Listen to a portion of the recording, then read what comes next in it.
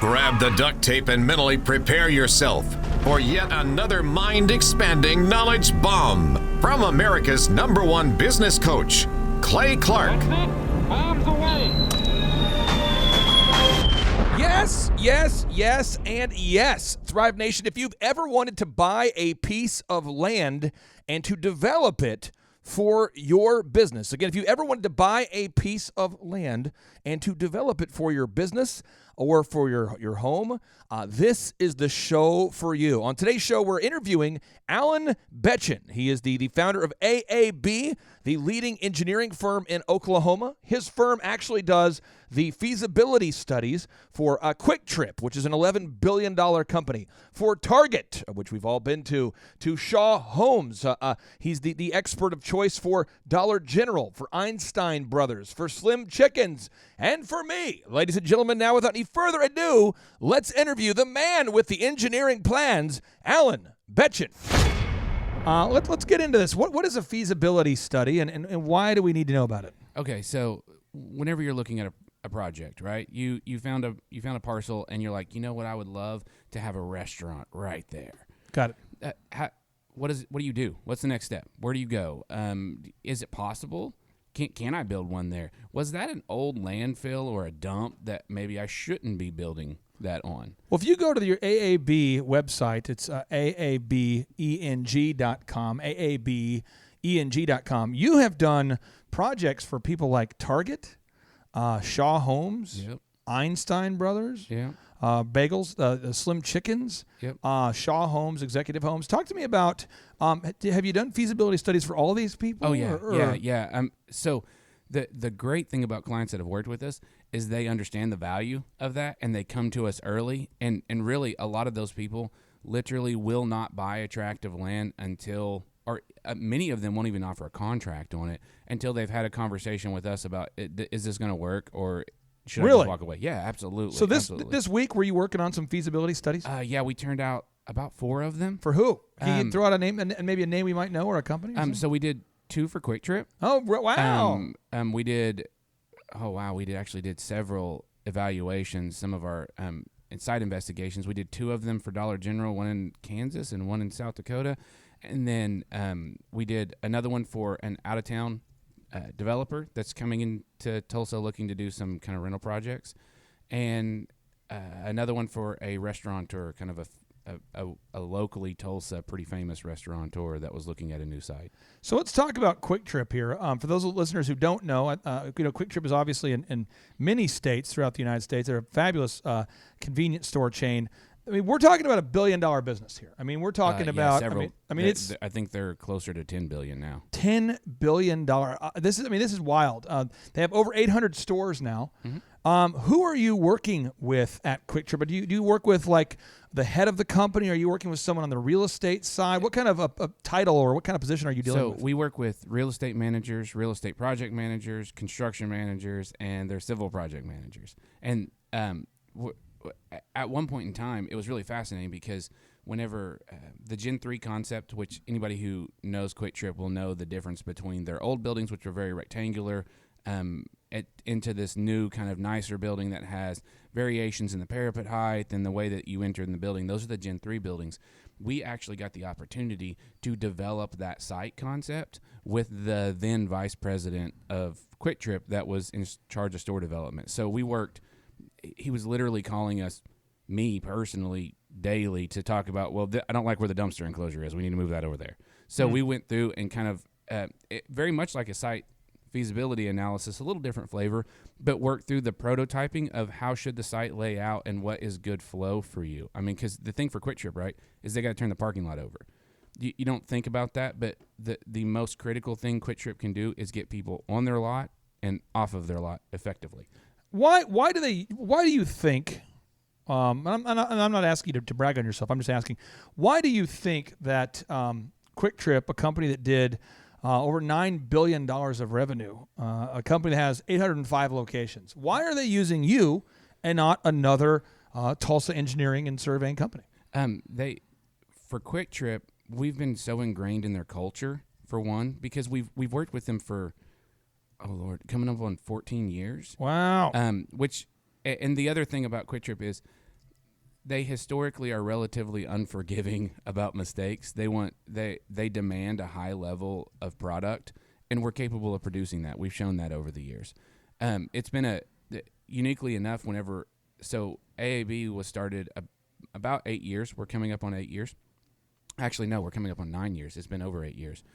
The client, my previous firm, lost the contract with QuikTrip because of a conflict of interest, and that vice president that I was telling you about that we worked with actually came to me individually and said, "Hey, if you would be willing to start a firm, we would love for you to do our work." Really? So that was kind of the initial inception of AAB, was that idea of, okay, well, I got a pretty good client starting out. Maybe I should look at doing this. So QuikTrip, just to make sure we have all the facts here, QuikTrip has 805 locations. They're now worth $11 billion. Privately held. It's wild. So if they're using you for their feasibility studies, you probably know what you're talking about. So I would like to get into the kind of the FAQs of feasibility studies, and where the kind of questions that people typically ask you when they reach out to you for a feasibility study. I mean, if you're picking up the phone, someone calls, boop, boop, boop, boop, boop, and then your team says, "Thank you for calling AAB Engineering." What happens next? What kind of questions do people have about feasibility studies? So the funny thing about it is very few people realize that they need one. They just know that they don't know what they need to go do. And they call us and they're, "Hey, I was thinking about doing a residential development in Choteau, Oklahoma. How does that work? And then what kind of lots make sense up there?" And so we walk them through that process and then get site specific with them. So it's not, we went over it before, right? There's so many hurdles and so many steps and processes that you go through to get from that concept, even to developing your concept, if you think about it, right? I mean, what does a subdivision look like? How big is an industrial lot? Right. How big is a commercial lot? The answer is there are some good industry norms, but it really depends on the site and having someone who knows what they're doing lay it out for you and show you what it could be. What kind of stuff do you have to do? When you do a feasibility study, how many hours of work goes into that? And what kind of stuff are you looking for to make it a make or break deal? So it some of it depends on where it's at and then what it is. So obviously, if you're doing a residential subdivision in a rural county, it may not be as elaborate as what I have to do for a QuikTrip in downtown Tulsa, right? Got it. So the first thing that we always look at is if you're fairly certain you want to do the project. So that's the question is hey, look, I want to do this job. I really want to do this project. I just want to know that it's going to work. Then we'll pretty much always say the first thing you need to do is get an ALTA survey done. Because get a what survey done? An ALTA. ALTA. Yep. Okay. That's because it'll let us know where are the easements, what does the property line really look like, how big is the property really, just those kind of general, hey, what are the first set of hurdles that are just do not pass goes. So step one is you determine, is the client committed to the project? Yeah. And then you do an ALTA survey. What does ALTA stand for? American Land Title Act. Sure it does. American Land Title Act. Okay, I'm typing this up here. American Land Title Act survey. Okay, so we conduct that survey. Okay, Yep. And then what happens? Then what we do is we take that and we start laying out your project. So I want to build an office building. I want the building to be around 3,500 square feet. Okay. Well, where do you put that building on the site? Where does the parking around that go? How many parking spots do I need? All those things, we start building a site plan that is going to be what the project looks like whenever we go forward. I'm in the process of doing that right now with that land we bought. We just bought 37, almost 38 acres, 4 miles west of here. And they did a soil test, I feel like. Yeah, they did geotech. Geotech? Yeah. Is that part of this thing? Do you have to do a geotech? I don't recommend doing the geo until you are really committed to the project. Until you know that's whenever I'm going to go do the project. Or exception, we identify some issue that is a make or break issue with the project that requires a geotech. So let's say we, in doing our evaluations, where we find out that, hey, it looks like there may be some shallow rock formations out there. Okay, so that's really expensive to build in, right? Why?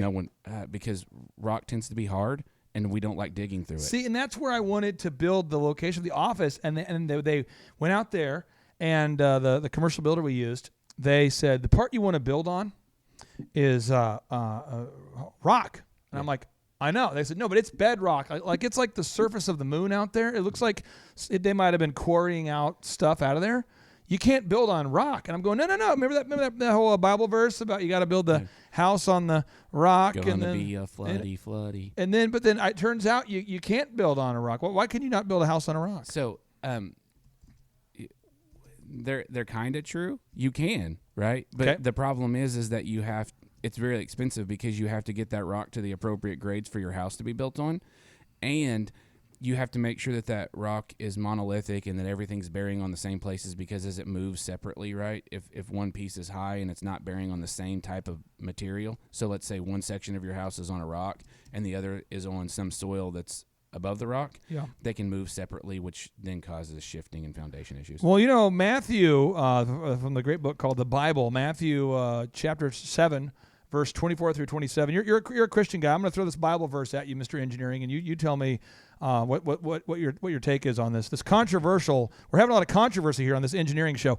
Yeah, it reads here: everyone then who hears these words of mine and does not put them into action will be like, it says, everyone then who hears these words of mine and does them will be like a wise man who built his house on the rock. Mm-hmm. And the rain fell, and the floods came, and the winds blew and beat on that house. But it did not fall, because it had been founded on the rock. And everyone who hears these words of mine and does not do them will be like a foolish man who built his house on the sand. And the rain fell, and the floods came, and the winds blew and beat against the house, and it fell, and great was the fall of it.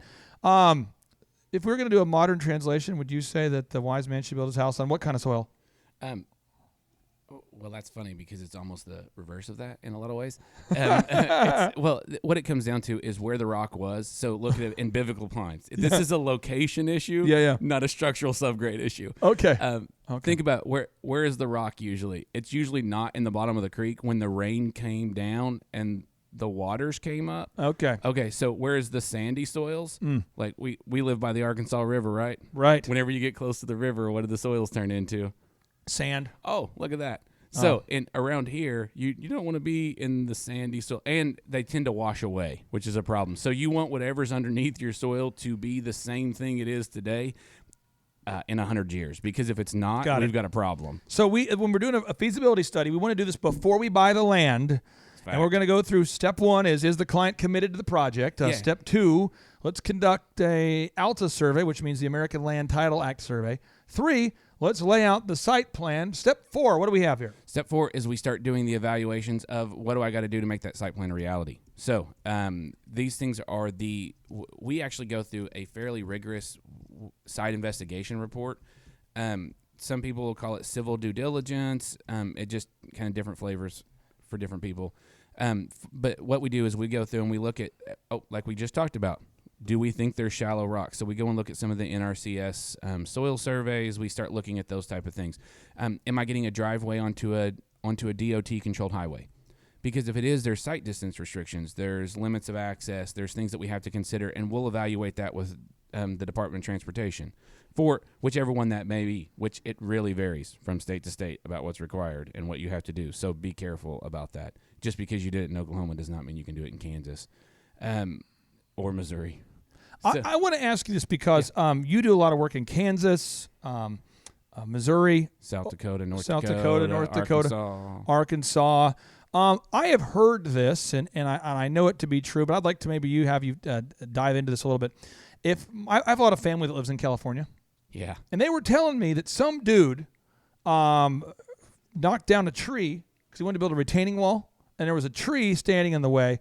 So he knocks down a tree, and apparently it's like a civil, like a criminal offense. It's like you can't do that, buddy.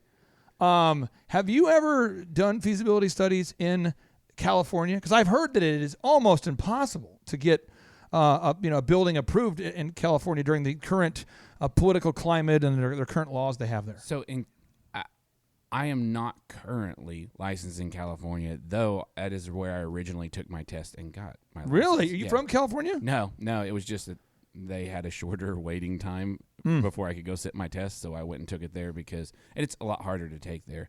It's kind of one of those things where if you get your license in California, you're pretty much good to go everywhere except for Florida, New York, and Alaska. So the truth is no, I don't do much in California because of that very reason. There is a time if you're in really, really arduous municipalities or governing entities that you need the local flavor and someone who knows the people that are in that town, because they're going to be so hard to navigate that you're just not effective. An example of that is a lot of out-of-town engineers try to come in and do stuff in Tulsa. Got it. And it's, for whatever reason, good or bad, there's a lot of arguments on that. Tulsa is very, very difficult to get things done. It's a fact. It is. You can go to any of the surrounding suburbs. It's easier for us to get a project permitted and entitled. They just have tons of red tape and regulation, and it must be their way. So, and this is coming from a guy, and it's not just because we're here and I say you should use a local firm. I'm saying that I've done stuff in Rapid City, Sioux Falls, Wichita, Kansas City, Joplin, Dallas, all these other major metros, and I'm telling you, Tulsa is one of the most difficult. Austin, Texas is another one. Austin is really hard to do something in. There's just some in Oklahoma. Norman is if you have a project. So anyone who's listening to this, if you are looking at two pieces of property and there's a borderline, and that is the difference between being in the city of Norman and then there's another piece of property across the street that's not in the city of Norman, the one that's not in the city of Norman's worth twice as much. Really? Just because they suck that bad. Just don't build in Norman. Don't build in Norman. Now let's talk about this. What states are you allowed to do feasibility studies in? What states are you licensed? We can help you through the feasibility in anywhere. Any state. I can help you work through that. But we are licensed as engineers in there's 10 of them right now, I think. So Montana, North Dakota, South Dakota, Wyoming, Colorado, Nebraska, Kansas, Oklahoma, Missouri, Arkansas. So you're licensed to do engineering in 10 states. Yeah. But you can do a feasibility study in every state. Yeah, because it's not engineering. I got it. Okay. So step 1, we get as the client committed to the project. Step 2, you conduct the ALTA survey. Step 3, you lay out the site plan. Step 4, we start doing evaluation on what you have to do to make the site plan a reality. And then what's the next step? Or is there another step? Yeah. So really now we're at the point where we know what the zoning looks like. We know what where the utilities are. Yep. So is it a quarter mile away to a sanitary sewer? Are we going to have to do septic? Where's the water line? What kind of extensions do we have to do to get all those utilities to site? What are the costs associated with that? Do we have to do detention? All those things. So now is the time where we can sit down and we can really start trying to put numbers to what it takes to make that project a reality. So one of the ones that we just did, let's get really practical. We had a restaurateur that had a killer location. It was perfect for what he wanted to do. And so he came in and he's like, I don't do ground up. I tend to be in a more urban environment and do remodel stuff for his restaurants. Yep. So I have no idea how to do this. One of our clients said, hey, I don't do anything until we have Alan evaluate it for us because he knows what he's doing. Yeah. And so he called me. He's like, just tell me what I need to do. And we started getting into it, and we looked at it, and it's in this crazy oddity of one of the few places in town that stormwater is actually pumped. So the site's really tricky. We ended up with his site plan. We had to do underground detention, which is crazy, stupid, expensive, or it can be. And so as we put these numbers together, the numbers got pretty big, and we spent quite a bit of time trying to whittle. And so we looked at one underground detention option. We're like, okay, that's too expensive because that's stupid. We're going to go try another one. And so we went and got really serious. So we got vendor pricing on what these were going to be, and then we started putting up a cost estimate together. And the number's pretty high. So think like $500,000. Oh. So, he came back. He's like, I don't have a feel for this. Is this even reasonable in ground up? And the answer is maybe. We do underground detention. I put some of the first ones that were done in Tulsa, we did, and we've done them for all kinds of locations. But the key for underground detention is it's only economically viable if your land cost is extraordinarily high. Got it. Right, because otherwise I'll just dig a traditional pond and do it on top of it. So we looked at this, and the answer for him is, and he hasn't made that decision yet, but the answer for him is, well, what we really need to do is look at these costs that this site uniquely bears, right? So every property doesn't need underground detention, right? Okay. Every property doesn't need an offsite sanitary. But this one does. But this one does. Okay. So then what you can do is we can help them. The best way I found to think about this is, okay, I'm paying $2 per square foot for this land. Yep. So now we look at the cost associated with getting this land in a developable state. And the best way for us to break that down to them and something that they can understand is, okay, if you were on a normal site, this same work that we're talking about may cost us, let's say, $75,000, but you're going to spend $500,000. Okay, so there's a delta of $425,000, right? So take $425,000 and divide that by your total number of square feet, and that gives you the cost for these improvements per square foot, right? Right. So now add that number to your purchase price number and tell me if you still think your land's a good deal. There you go. Right? I There mean, you go. The world is an equation. So it's all about quantifying what the variables are. How long have you been doing this? Coming up on 19 years. And you started AAB Engineering how long ago? 8 or almost 9. Almost 9. Almost 9 years ago. Almost 9. What does AAB stand for? Just so I get an idea. That is really debatable. Does it stand for Alta? No. Alta? No. So Betchen? my initials are AAB. Okay. And so the joke at my old firm was whenever something went wrong, they couldn't figure out how to do it, they'd make the comment, just go ask AAB.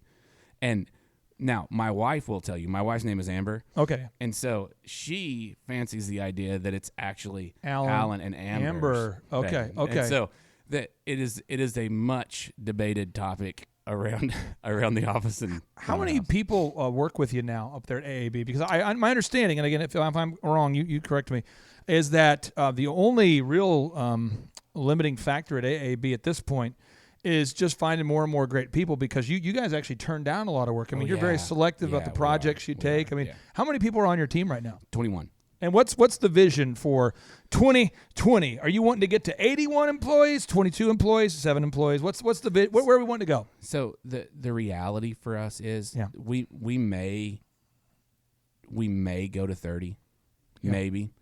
And the reason is that I have come to the conclusion that quality is far better than quantity. Okay, so we can produce more work, but I don't want to produce it like the rest of the engineering firms do. I want to still be involved in personally working through the projects, because one of the things that I think I'm uniquely blessed with, and this is just a gift for me, is I'm good at figuring out how to make stuff work. And I'm not going to argue with you. I will say this. There's people out there who are listening right now, and they go, that's not true. Well, let's think about it, though. You have a wisdom-based business is what I would call it, a knowledge-based business. That's a fact. So people are essentially renting portions of your brain. Or they think that, so that's the thing, is a lot of them think if you are wrong if you think that is not the case. So I challenge you, talk to anyone who has done multiple projects, and they will tell you your civil engineer can either make the project a success or totally burn it down. And the unique thing about us is that I've done it. So we built things that were like, hey, this is too expensive to develop, but the land is in such a killer location. How do you overcome that? Well, what about if we look at doing a tax increment finance district and we get the city to buy in, and they'll actually pay us back for getting this land economically viable through the increase in sales tax and ad valorem revenue on that tract. So the city wins and you can get reimbursed over a period of time. So but a normal engineer, and I'm in no way dismissive of all other engineers, but a normal engineer will just look and say, it costs this much. You should go figure out how to come up with that much and then come back to me, and I will be happy to make You said ad valorem. What is ad valorem? Somebody out there doesn't know what that means. That is property tax. Ad valorem. Yeah. Property tax. Property taxes. Why do they call it ad valorem? Ad valorem. It sounds like It sounds Latin, doesn't it? It sounds like a cousin of chlorophyll. I would be willing to bet if you looked up the actual definition of ad valorem, That's what I'm it doing right now. probably has a Latin It origination. says, an ad valorem tax is a tax based on the assessment of an item, such as a real estate or personal property. The most common ad valorem taxes are property taxes levied on real estate. However, an ad valorem taxes also may extend to the number of tax applications, such as import duty taxes on goods from abroad. Whoa, that clears that up. Yeah, All right. Ad valorem tax is what you write at the end of the year, or your escrow account if you're in a mortgage and you own your house, to the county, and then they disperse it to the school districts and all these other great and wonderful people who are funded through property tax. Man, you have blown my mind. I think a lot of people out there maybe thought, I'm going to buy a building, I'm going to buy a piece of land, I'm going to buy the thing first, then I'm going to call you and ask you to do a feasibility study. Yeah, that's and bad. You're saying, no. Before you buy that land, before you part with that hard-earned money of yours, let's go ahead and invest the money to do a feasibility study first. What does it cost? What's a feasibility study cost? It really depends. If it's a residential, it's obviously a little more complicated because it's a big piece of property, or if it's a big commercial transaction. But if you're just looking for a mom and pop, so it's a small lot, we just did one for $1,500. Oh. And I will say to you, and this is super important, is that is the most valuable asset we as a company provide. And I really mean this. It's like you said, it's a wisdom-based business. Yeah. And for a relatively small price, you are getting access to all this years of experience, not just of me, but the rest of the team. What you're doing is more, I would say what you do for a living is more of an art than it is a service. Unfortunately, because, that's kinda like, let's think about Kanye West. He's a musical performer.